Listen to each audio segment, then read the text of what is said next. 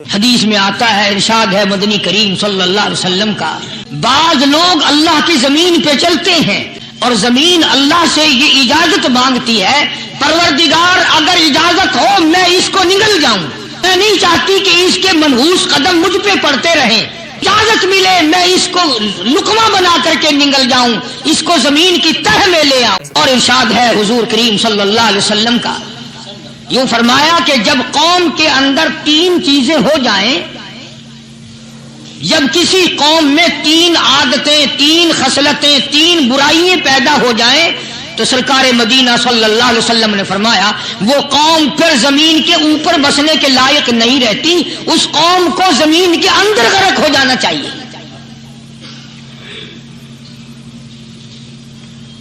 وہ کون سی باتیں ہیں؟ ارشاد فرمایا محمد عربی صلی اللہ علیہ وسلم نے کہ پہلی بات تو ان کی یہ ہے کہ جب قوم کے امیر لوگ، غنی لوگ، مالدار لوگ بخیل ہو جائیں، اللہ تعالیٰ نے جو ان کو سرمایہ دیا ہے، رب العالمین نے جو ان کو پیسہ اور دولت دی ہے، اس میں کسی غریب کا وہ حصہ ہی نہ رکھے۔ چنانچہ آج آپ دیکھ لیں، فالتو لاکھوں روپیہ لگ جائے گا، لیکن کسی بیوہ کے گھر ایک سیر آٹا دینا، کسی یتیم کے سر پہ ہاتھ پھیرتا ہوا امیر آدمی شرماتا ہے کبھی میرے ہاتھ کی ہتھیلی نہ گھس جائے۔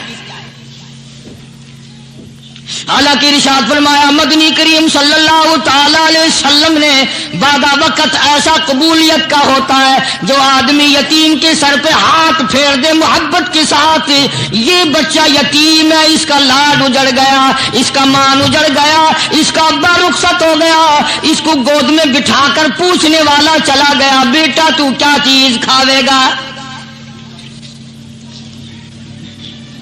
حضور کریم صلی اللہ تعالی علیہ وسلم نے فرمایا جب یتیم کے سر پہ آدمی محبت کے ساتھ، شفقت کے ساتھ ہاتھ پھیرتا ہے، اللہ پاک یوں فرماتا ہے مجھے اپنی کبریائی کی قسم جتنے بال اس کے ہاتھ کے نیچے آ جاتے ہیں اتنی نیکیاں ہاتھ پھیرنے والے کے نام اعمال میں لکھ دی جاتی ہے۔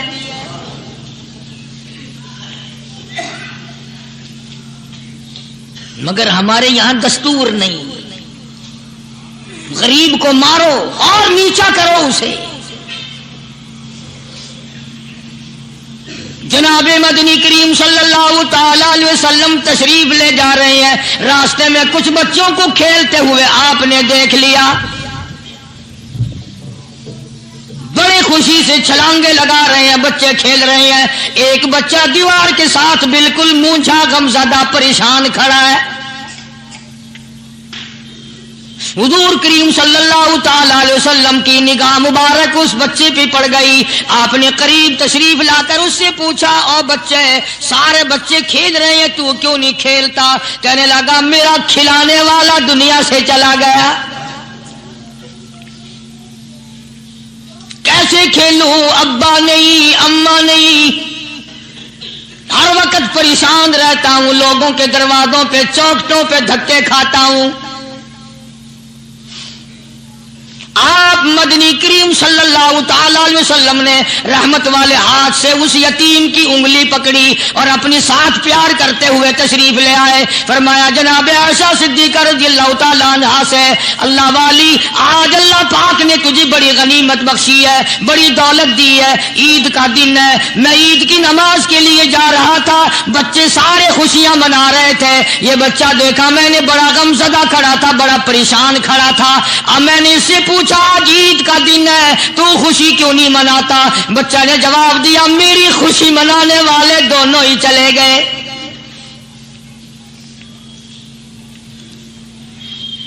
آج اللہ نے یہ موقع بخشا ہے، اسے نہلا دھلا، اس کو نئے کپڑے پہنا، معصوم بچے کے سر پہ ہاتھ پھیرتے ہوئے فرمایا بیٹا گھبرانا، یہ عائشہ صدیقہ تیری اماں ہے، میں محمد الرسول اللہ آج سے تیرا ابا بن گیا ہوں۔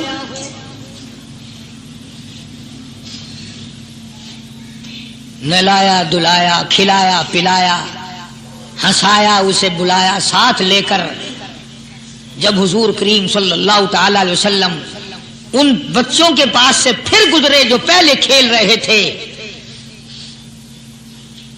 اس زمانے کے تو بچے بھی سمجھدار تھے، آج تو چٹی داڑھی والوں کو سمجھ نہیں ہے. قبر بالکل کنارے، قبر کے کنارے پہ کھڑے ہیں پھر بھی سمجھ نہیں. کسی کو حسد نے مارا، کسی کو تکبر نے مارا، کسی کو دولت کی بیماری نے مارا، کسی کو مجذوب کہتا ہے نفس اور شیطان خنجر در بغل. کوئی آدمی اپنے بارے میں اطمینان نہ کرے کہ میرا معاملہ ٹھیک ہو گیا، نہ جانے آخری وقت میں کیا بن جائے گی. ایک اللہ والے کا انتقال ہونے لگا، آخری وقت ہے. خاندان اس اللہ والے کا چاروں طرف بیٹھا ہوا ہے، مریدین بیٹھے ہوئے ہیں، اللہ والے کے چاروں طرف حلقہ بیٹھا ہوا. آخری وقت ہے. عربی زبان میں جس کا ترجمہ یہ ہے، اس کی زبان سے ایک بات نکلتی ہے، ابھی نہیں، ابھی نہیں، ابھی نہیں، ابھی نہیں، ابھی نہیں. مرنے کے بعد کسی نے خواب میں دیکھا تو پوچھا حضرت جی دنیا درود شریف پڑھتی ہے، مرتے وقت کلمہ پڑھتے ہیں، اللہ اللہ کرتے ہیں، یہ آپ ابھی نہیں ابھی نہیں کیا فرما رہے تھے؟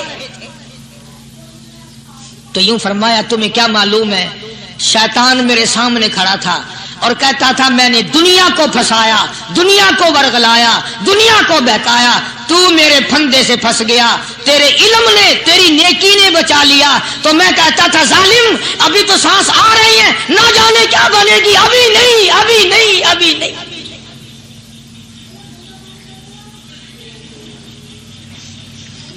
اسی کو مجذوب کہتا ہے کیا معلوم کیا بن جائے گا، کس حال میں دم نکلے گا، رات کو کیا ہو جائے گا، دن کو کیا بن جائے گا. فرمایا نفس اور شیطان ہے خنجر در بغل،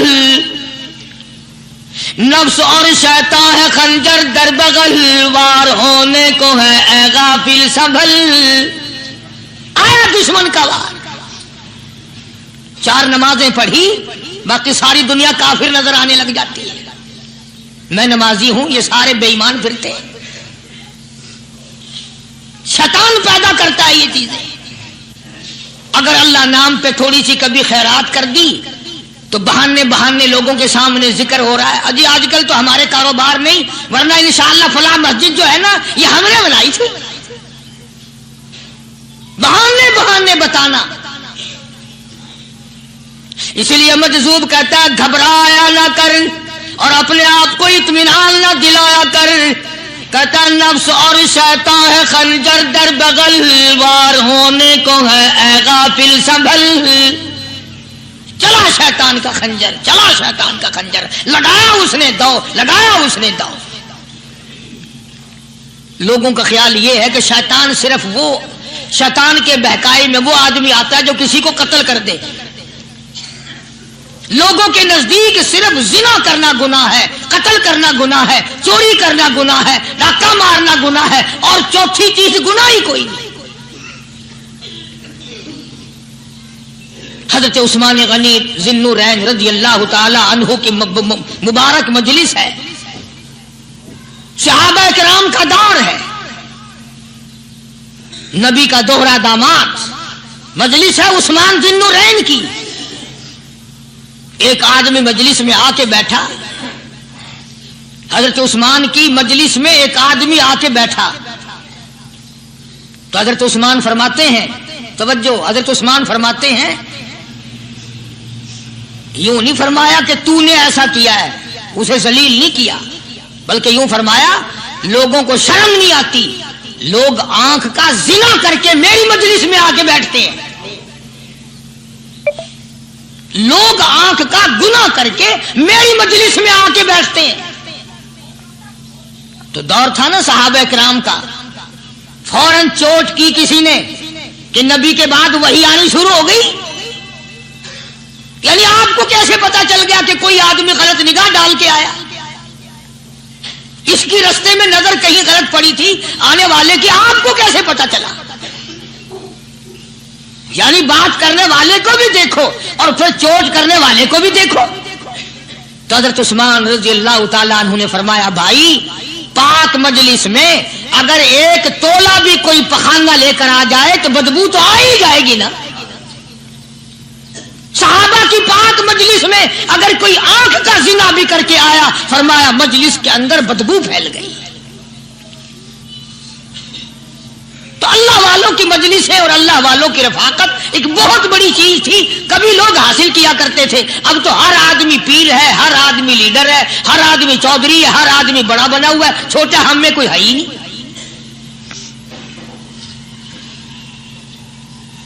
اور ان ولیوں کی بھی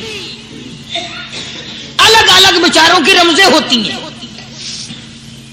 علماء کرام نے لکھا ہے, حضرت خواجہ باقی باللہ رحمت اللہ علیہ دلی میں مزار ہے, بہت بڑے بزرگ گزرے ہیں.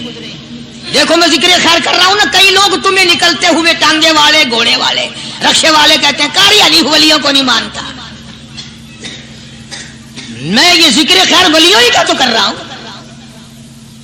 بات صرف اتنی ہے, تمہیں اچھی لگے یہ بری لگے, میں ننگوں کو نہیں مانتا.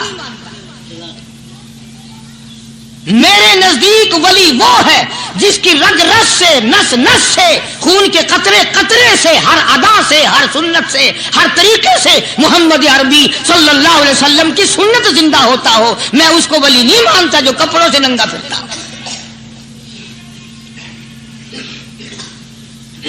خواجہ باقی باللہ رحمت اللہ علیہ کو بھٹیارے نے دیکھا, ایک تباہی تندور والا. حضرت خواجہ صاحب کو دیکھا کہ جامع مسجد دلی کے پیڑیوں پہ, سیڑھی پہ کبھی چڑھتے ہیں, کبھی اترتے ہیں, کبھی چڑھتے ہیں, کبھی اترتے ہیں, پریشانی کا عالم. تو تباہی تو ضرور تھا, بھٹیارا تو تھا, مگر تھا تو دلی کا. وہ سمجھ گیا کہ حضرت کو کوئی پریشانی ہے. پہنچا اور جا کے کہنے لگا حضرت کیا بات ہے, آج رات کافی گزر گئی ہے, آرام فرماؤ, کبھی چڑھتے ہو کبھی اترتے ہو, پریشانی کیا پریشانی ہے؟ فرمایا 4 مہمان ہیں, کھانا کھلانا ہے, میرے پلے کچھ نہیں. اندازہ لگاؤ, ابھی ابھی ولی یہ کہہ رہا کہ میرے پلے ڈھیلا دمڑی کچھ نہیں, 4 مہمان ہیں, شرمندہ ہوں ان کو کھانا کھلانے کے لیے. تو وہ کہنے لگا حضرت یہ کون سی فکر کی بات ہے, میں بھی لاتا ہوں. وہ کھانا لایا اور حضرت کے مہمانوں کو کھانا کھلایا. کھانا کھا لیا, فارغ ہو گئے. دیکھو ولی کی بات, ابھی تو کہتا تھا کہ روٹی نہیں ہے, اور ابھی ابھی وہی ولی کہتا ہے بٹیارے کا ہاتھ پکڑ کے مانگ کیا مانگتا ہے, مانگ کیا مانگتا ہے. اب تیرے جیسا اگر وہاں ہوتا تو کہتا کہ جی کوئی گورنری شرمندری دلاؤ, اسمبلی کی ممبری دلاؤ. کوئی تھوڑے علاقے کا ڈھیر سیاح ہو گیا تو آخیا کہ جی میں کو گئی پر نہ دو, پہلی پرانی تھی گئی ہے ہوں میں کو کوئی نوی لاوی چا پر نہ ہو. یہ شے منگنی ہے, اور کیا منگے. خواجہ باقی باللہ رحمت اللہ علیہ بٹیارے کا ہاتھ پکڑے کھڑے ہیں, فرمانے لگے مانگ کیا مانگتا ہے. وہ تباہی بھی دلی کا تھا نا, کہنے لگا حضرت بس اللہ کا دیا سب کچھ ہے, بس آپ رہنے دیں. فرمایا نہیں نہیں, مانگ کیا مانگتا ہے. اس نے کہا حضرت پھر اگر دینے پہ ہی آئے ہو نا, اور اگر اتنا ہی دریائے کرم جوش میں ہے اور آپ دینے کا جذبہ لیے ہوئے ہیں, پھر مجھے اپنے جیسا بنا دو, اپنے جیسا بنا دو. کیا مانگا ہے, مجھے اپنے جیسا بنا دو. فرمایا نہیں برداشت کر سکے گا. کہنے لگا پھر پوچھتے کیوں ہو کیا مانگتا ہے, جب دینا ہی کچھ نہیں تو پوچھتے کیوں ہو, اگر دینے پہ آئے ہو اپنے جیسا بنا دو. یوں لکھا ہے کہ خواجہ باقی باللہ نے اس بٹیارے کو اپنے سینے سے لگا کر کے تھوڑا سا دبایا تھا, پٹاخ کر کے روح نکل گئی بٹیارے کی. بلا جو تجلیات خدا بندی بتدریج آہستہ آہستہ سینے میں آئے تھے, ان کا کرنٹ وہ یکدم برداشت کیسے کرتا. میرا عرض کرنے کا مقصد یہی ہے کہ ہم لوگ اپنے آپ کو کب سنبھالیں گے, اور وہ کون سا وقت آئے گا کہ ہم اس بات کے قائل ہوں گے اور تسلیم کریں گے کہ جو کرتا ہے خدا کرتا ہے, بندہ کچھ نہیں کر سکتا. تو میں نے اس لیے عرض کیا، مجذوب کہتا ہے نفس اور شیطان ہے خنجر در بغل، نفس اور شیطان ہے خنجر در بغل، وار ہونے کو ہے اے غافل سنبھل۔ کبھی 4 دن بیٹھ کے اللہ اللہ کر لی، تسبیح پھیر لی، تو دوسروں کو یہ تو دنیا کے دھندے میں پھنسے ہوئے ہیں، میں بہت بڑا ولی ہوں، میں بہت بڑا ابدال ہوں، مجھ سے بڑا تو کوئی نیک ہے ہی نہیں۔ یہ بہت بڑی مار ہے شیطان کی۔ اسی کو کہتا ہے کہ نفس اور شیطان ہے خنجر در بغل، وار ہونے کو ہے اے غافل سنبھل، آ نہ جائے دین و ایمان میں خلل، آ نہ جائے دین و ایمان میں خلل، باز باز آئے بدعمل۔ کچھ تو سوچ، کس کی تو پیداوار ہے، کس نے تجھے بنایا، کس نے تجھے یہ آنکھیں دی، کس نے یہ لب دیے، کس نے یہ دل دیا، کس نے یہ دماغ دیا، کس نے یہ شعور بخشا، کس نے یہ ساری چیزیں عطا فرمائی؟ اللہ پاک کی ذات فرماتی ہے او لوگوں مجھے بھی بڑا دکھ لگتا ہے، مجھے بھی بڑا صدمہ ہوتا ہے، میرا قہر جوش میں آ جاتا ہے جب پیاری شکل بناؤں میں، پیاری صورت بنائی میں نے، پیارا ماتھا سونی شکل بنائی میں نے، جب میری چوکھٹ کے سوا دوسروں کے دروازے پہ جا کے تو ماتھا رکھتا ہے، فرمایا میرا قہر جوش میں آتا ہے تجھے برباد کر دوں۔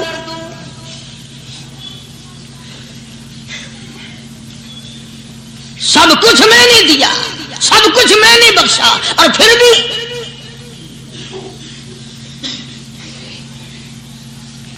شاہ عبد القدوس گنگوہی رحمت اللہ علیہ بہت بڑے بزرگوں میں سے گزرے ہیں، بہت بڑے اللہ والے تھے۔ ایک راستے سے گزر رہے ہیں، مریدین ساتھ ہیں، حلقہ ساتھ ہے، راستے میں ایک گندگی کا ڈھیر پڑا ہوا تھا، بدبو آ رہی تھی، تو شاہ عبد القدوس نے اپنے حلقے اثر کے لوگوں سے اور مریدوں سے کہا ٹھہر جاؤ۔ حالانکہ لوگ ناک پہ کپڑا رکھ کر جلدی گزرنا چاہتے تھے، بدبو سے بچنے کے لیے تیز رفتار وہاں سے گزرنا چاہتے تھے، مگر شیخ کے کہنے پر کھڑے ہو گئے۔ شکر ہے تم نہ تم جیسے وہاں مرید بھی نہیں تھے، ورنہ کہتے کہ اے پھٹ گیا شیخ ہے تو پتہ ہی نہیں لگتا برائی دا چنگائی دا، گندگی دے پہ کولساں کو کھڑائی کھڑے۔ شاہ عبد القدوس رحمت اللہ علیہ گنگوئی رحمت اللہ علیہ نے فرمایا او لوگوں یہ گندگی، یہ پخانہ، یہ افولت والی چیز تمہیں ایک سبق دے رہی ہے۔ بڑے حیران ہوئے کہ گندگی سبق دے رہی ہے کہ ہاں یہ بدبو کا ٹھکانہ یہ سبق دے رہا ہے کہ ہاں یہ ایک سبق تمہیں پڑھا رہا ہے۔ اور وہ کیا؟ شیخ فرمانے لگے یہ گندگی تم سے کہتی ہے او لوگوں کل سے پہلے میں مٹھائی کی صورت میں حلوائی کی تھال میں رکھا ہوا تھا، جو دیکھتا تھا اس کے منہ میں پانی آ جاتا تھا، حلوے کی صورت میں تھا، جلیبی کی صورت میں تھا، امرتی کی صورت میں تھا، اور اے گندگی کا ڈھیر لوگوں تم سے یہ کہتا ہے کل میں فروٹ والے کی ٹوکری میں رکھا ہوا تھا، اناج کی شکل میں تھا، غلے کی شکل میں تھا، پھل کی شکل میں تھا، فروٹ کی شکل میں تھا، مٹھائی کی صورت میں تھا، جو مجھے دیکھتا تھا اس کو میں پیارا لگتا تھا، میری چاہت معلوم ہوتی تھی، میری ضرورت معلوم ہوتی تھی، جو دیکھتا تھا منہ میں پانی آ جاتا تھا۔ او انسان ایک رات تیرے پیٹ میں جانے کا اتفاق ہوا، او انسان آ دیکھ لے میرا کیا حال بن گیا۔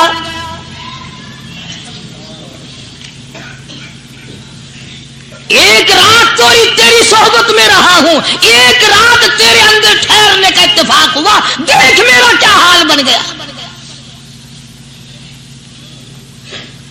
ہر شخص مجھ سے نفرت کرتا ہے، مجھ سے بدبو کی وجہ سے نفرت کرتا ہے، ناک پہ کپڑا رکھتا ہے، میرا کیا حال بن گیا۔ اور بندے تجھے 40 50 60 سال گزر گئے، تو نے اپنے اندر خوشبو پیدا کرنے کی کوشش نہ کی۔